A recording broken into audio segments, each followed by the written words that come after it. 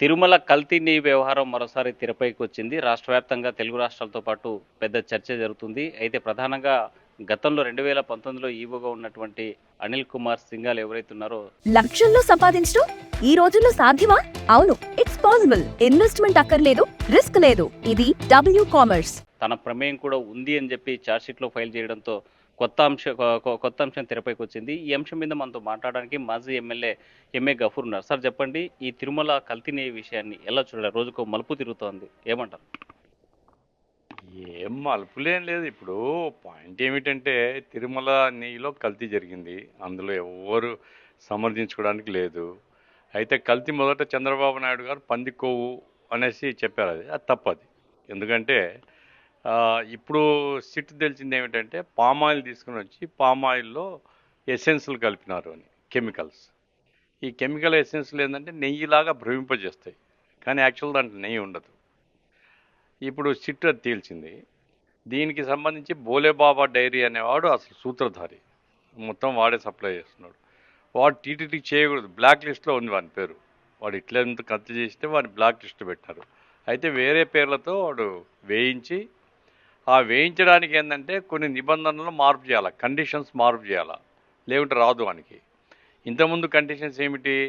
ఇప్పుడు నెయ్యి రావాలంటే ఇదిగో రోజుకు ఇన్ని లక్షల లీటర్ల పాలు కొనుగోలు చేయాలా, ఇన్ని వేల కేజీల నెయ్యి ఉత్పత్తి కావాలా అనేది ఆ డైరీ ఇన్స్పెక్ట్ చేసి అటువంటి డైరీతో ఒప్పందం చేసుకోవాలి. అయితే వీనికి డైరీలో అట్లా పాల్గొని ఆ మెకానిజం లేదు కాబట్టి వీనికి అనుకూలంగా నిబంధన మార్చినారు. ఇప్పుడు మేమంతా అడుగుతున్నది ఏమంటే, సిట్లో కూడా ఈ బలహీనత ఉంది. సిట్టు తీర్పు ఉద్దేశపూర్వకంగా ఆనాటి పాలక వర్గాన్ని కాపాడేటువంటి పద్ధతిలో వీళ్ళ తీర్పు ఉన్నది, వీళ్ళ రికమెండేషన్స్ ఉన్నాయి. ఫైనల్ ఛార్జ్ షీట్లో అదే ఉంది. ఇప్పుడు 36 మందిని అరెస్ట్ చేసినారు. ఎందుకంటే పామాయిల్ ప్లస్ ఎసెన్స్ కలిపి పామాయిల్తో లడ్డు తయారు చేసినారు. ఇప్పుడు ఈ పామాయిల్తో లడ్డు తయారు చేయడం అనేటువంటిది కల్తీ కదా. ఇప్పుడు ఆహార కల్తీ నిబంధనలో ఏ కల్తీ జరిగినా కానీ తప్పే. పసుపులో పొడి కలుపుతారు, ఇది మన తౌడు అది కలుపుతారు, కల్తీనే రమే. పాలలో నీళ్ళు కలుపుతారు, కల్తీనే. అట్లా దీంట్లో నెయ్యి లేకుండా నెయ్యిలాగా భ్రమింపజేసి సప్లై చేసినారు. ఇప్పుడు తిరుపతి లాంటి ఒక పవిత్రమైన స్థలం, ఎందుకంటే విశ్వాసానికి సంబంధించింది. అది మనకు పవిత్రత, నాకు పవిత్రత కాదు, కానీ ప్రజల యొక్క విశ్వాసము, అక్కడ దేవుడు, దేవాలయం. నువ్వు లడ్డు అమ్ముతున్నావు, నువ్వేం ఫ్రీగా ఇవ్వడంలే. కల్తీ చేసి అమ్మడం అనేటువంటిది ఎంత దుర్మార్గం అది. ఇది ఇప్పుడు సిట్టు తేల్చిన దాంట్లో 36 మందిలో టాప్ వాళ్ళు లేరు. చైర్మన్ లేడు, ఈవో కూడా లేడు మొదట్లో. ఇప్పుడు మేము చెప్పేది ఏమిటంటే, ఈ కింద ఉండేటువంటి అటెండర్లు వాళ్ళ కల్తీ చేసేది. దీనికి ఆమోదించింది ఎవరు, నిబంధనలో మార్పు చేసింది ఎవరు, వాడిని పట్టుకోండి అంటున్నాం. ఇది ఎంతసేపు ఉన్న పై వాళ్ళని, పెద్దవాళ్ళని కాపాడి కింది వాళ్ళని ఇరికించేటువంటి దుర్మార్గం సిట్టు చేస్తుంది. దీనికి నా అనుమానం, నేను భావిస్తుంది ఏమంటే, వెనకాల బీజేపీ కేంద్రము వైసీపీ మీదికి రాకుండా దీన్ని కాపాడాలనేటువంటి ప్రయత్నంలో భాగంగా ఈ కింద ఏదో సర్దేసి చేస్తున్నారు. ఈ మొత్తంలో జోకర్ పాత్ర ఏదంటే పవన్ కళ్యాణ్ది.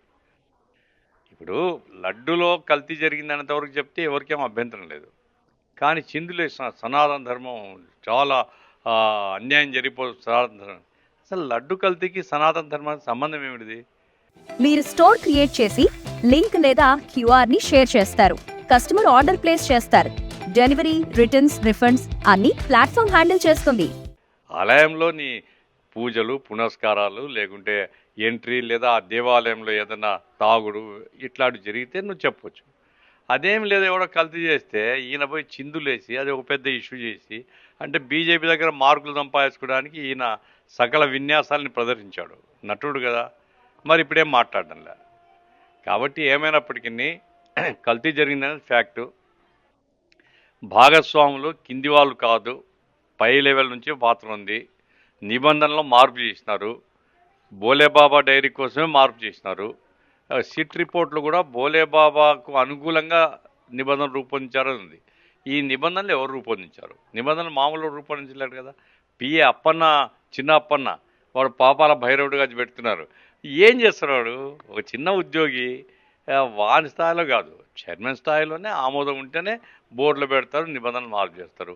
ఈఓ స్థాయిలో ఆమోదం ఉంటేనే చర్యలు జరుగుతాయి. దానికి కూటమి వాళ్ళు చెప్పాలి. ఇప్పుడు ఎందుకు మీరు వాళ్ళ మీద చేరిపోవడం లేదు, ఎంతసేపున కింది వాళ్ళతో సర్దేస్తున్నారు. పరకామణి కేసులో అదే చేశారు కదా. కాబట్టి తిరుమల తిరుపతి దేవస్థానాన్ని ఈ రకంగా ధనార్జన కోసం కొంతమంది స్వార్థపరులు వాడుకుంటుంటే ప్రభుత్వాలు ఆనాడు వైసీపీ కాపాడింది, ఈనాడు తెలుగుదేశం కాపాడుతుంది అనేది నా ఆరోపణ. అంటే మీరు చెప్పండి, 2019 ఎప్పుడైతే ఈ నెయ్యి కోసం టెండర్లు వేసినట్టు సందర్భంలో ఉన్నటువంటి ఈవోనే ఈరోజు సింఘాలు ఎవరైతే ఉన్నారో అవుతున్నారు. ఇప్పటి వరకు ఈయనపై చర్చ లేనిది సడన్గా రావడాన్ని ఎలా చూడాలి ఛార్జ్షీట్లు వేయడానికి?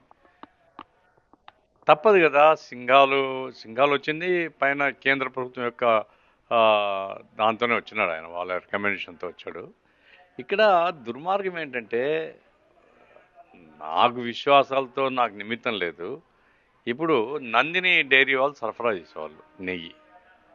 నందిని డైరీ అది ప్రైవేట్ వ్యక్తులు కాదు, అది కోఆపరేటివ్ డైరీ, కర్ణాటక గవర్నమెంట్ది. కర్ణాటకలో ఆవులు ఎక్కువ కాబట్టి ఆవు పాలతో వాళ్ళు ఆవు పెరుగు వచ్చి నెయ్యిని సరఫరా చేసేవాళ్ళు. కేవలం స్వార్థం కోసం కమిషన్ వాళ్ళు ఇవ్వరు, ఎందుకంటే గవర్నమెంట్ కమిషన్ ఎవరిస్తాడు.